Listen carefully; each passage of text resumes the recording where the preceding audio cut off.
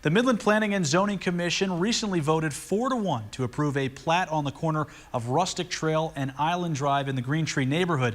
But the approval of this plat has caused some opposition from neighbors who live in this area. News West 9's Christina Burgess spoke with Green Tree neighbors about this, and it's safe to say they ain't happy, right, Christina? Well, yeah, Alex, the Midland Planning and Zoning Commission approved this plat because it follows city ordinances, they tell me. But I spoke with neighbors in this Green Tree neighborhood about this plat. Most tell me they think whatever will be built in this area will be too small and not go too well with their neighborhood. Green Tree residents Kelvy and Tim Cleverden have been living here in their home since the 90s. And just recently, the couple received a notice in the mail explaining this sign put up right across the street from their home regarding a plat. We got a letter about how they wanted to subdivide that lot. And so at first I was thinking, well, that's okay. But then when you look at how narrow it is, the proposed lot is way too narrow for the neighborhood. When you look around, all these houses have at least a half acre, and that is just teeny and long, and I just don't see where the driveway is going to go. I don't see how it could even work out here.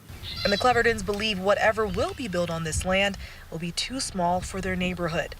It seems like the people who own the house knew what they were doing when they bought the extra lot for their own expansion. Then they wanted to sell, and it's just really not suitable for subdividing. I don't think it's good for expanding. Somebody wanted to buy the house and expand. I mean, lots of room there. Charles Harrington, the Director of Development Services for the City of Midland, explains how this plat had to be approved.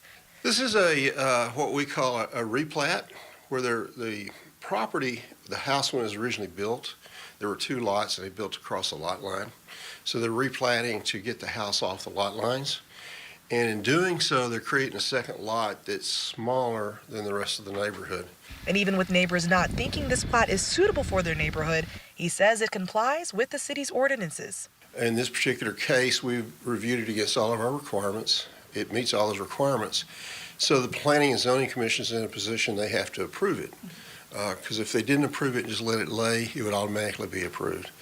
While we may be sympathetic to the plight of the residents, because this lot is significantly smaller than surrounding lots, it's not something that we could do anything about.